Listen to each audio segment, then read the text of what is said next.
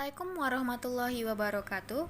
Halo semuanya, saya Syekbani Suatun Hasanah dari Prodi PSP Astiva Riau. Di sini saya mendapatkan tugas khusus terkait pengelolaan limbah cair di industri farmasi, di mana dosen pembimbing saya yaitu Bapak Apoteker Hayul Fadli, Magister of Science. Mari kita saksikan videonya. Baik, sebelum kita memasuki materi kita yang pertama, ada baiknya kita mengetahui apa itu industri farmasi. Menurut Permenkes nomor 1799 tahun 2010, industri farmasi merupakan badan usaha yang memiliki izin dari Menteri Kesehatan untuk melakukan kegiatan pembuatan obat atau bahan obat meliputi seluruh tahapan kegiatan dalam menghasilkan obat, mulai dari pengadaan bahan awal, bahan pengemas, proses produksi, pengemasan, pengawasan mutu sampai nanti akhirnya dapat didistribusikan.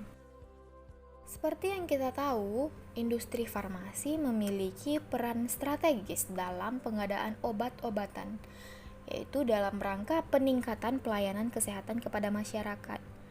Akan tetapi, kegiatan industri farmasi juga memiliki potensi untuk menimbulkan berbagai dampak terhadap lingkungan.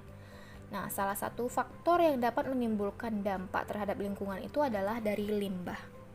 Limbah adalah bahan yang terbuang atau dibuang dari suatu sumber aktivitas manusia maupun proses-proses alam, atau yang belum mempunyai nilai ekonomi bahkan dapat mempunyai nilai ekonomi yang negatif. Jadi, untuk limbah sendiri itu adalah bahan yang terbuang yang memang tidak bisa lagi digunakan. Adapun limbah yang dihasilkan oleh industri farmasi adalah yang pertama limbah cair, yang kedua limbah padat, yang ketiga limbah gas atau udara, dan yang keempat itu limbah suara atau getaran.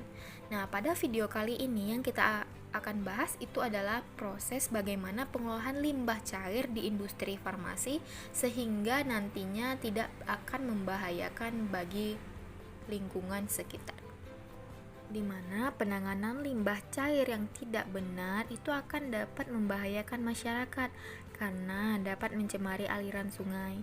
Nah, limbah cair dari industri farmasi ini biasanya berasal dari yang pertama itu bekas cucian peralatan produksi, dari laboratorium, dari laundry, kemudian dari kamar mandi atau toilet, bisa juga dari bekas-bekas reagen yang ada di laboratorium. Nah, industri farmasi yang menghasilkan limbah cair berbahaya jika langsung dibuang ke lingkungan. Nah, oleh sebab itu, pengolahan limbah cair dapat menggunakan suatu teknologi. Nah, yang teknologi inilah yang disebut dengan instalasi pengolahan air limbah yang akan kita bahas pada video ini. Untuk tahapan proses pada IPAL industri farmasi itu memiliki beberapa tahapan, mulai air limbah formulasi, mulai dari tablet ataupun cair itu keluar dari industri farmasi masuk ke bak ekualisasi, dilanjutkan dengan netralisasi, presipitasi, sedimentasi, kemudian kolam aerob fakultatif, bak kontrol, dan nanti akhirnya baru boleh dialirkan ke sungai. Untuk tahapan lebih lanjutnya nanti kita akan pelajari satu persatu. Baik, kita masuki yang pertama yaitu tahapan ekualisasi atau penyetaraan. Sebelum masuk ke bak ekualisasi, biasanya air limbah terlebih dahulu dilakukan penyaringan, di mana itu berfungsi untuk menghilangkan benda-benda kasar dan minyak. Yang kemudian nanti benda tersebut diendapkan sebentar agar partikel-partikel awal yang kasar tidak ikut pada proses yang selanjutnya. Nah, pada tahapan ini juga untuk antibiotik itu dilakukan dulu detoksifikasi. Baru nanti limbahnya masuk ke tangki ekualisasi, di mana tangki ekualisasi ini merupakan pengadukan agar limbah yang berasal dari berbagai sumber menjadi homogen. Limbah yang tadi sudah dari bak ekualisasi yang sudah homogen, maka tahapan berikutnya yang kedua itu adalah netralisasi atau penetralan. Nah, netralisasi ini bertujuan agar pH limbah itu berasal pada kondisi netral nanti biar mudah diolah. Nah, netralisasi ini diberikan larutan kimia tergantung dari pH awal limbah. Kalau nanti pH awalnya itu asam, maka akan ditambahkan NaOH, dan jika pH limbahnya basa, maka akan ditambahkan H2SO4. Apabila nanti limbahnya itu sudah netral, dilanjutkan dengan proses presipitasi. Nah, pada proses presipitasi ini, limbah akan diberikan penambahan bahan kimia lain seperti kalsium klorida, magnesium klorida. Nah, fungsinya itu untuk mengurangi bahan-bahan terlarut organik dan kandungan logam berat seperti sulfat, fluorida, fosfat. Nah, nanti benda-benda yang logam berat ini nanti akan diendapkan. Nah, airnya itu akan mengalir ke bak berikutnya, yaitu bak sedimentasi.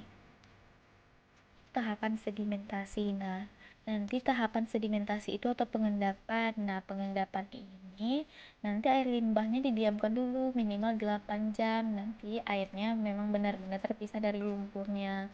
Nah, lumpurnya ini nanti dialirkan ke bak sludge, dan airnya itu yang akan dialirkan lagi ke proses berikutnya, yaitu proses aerob fakultatif.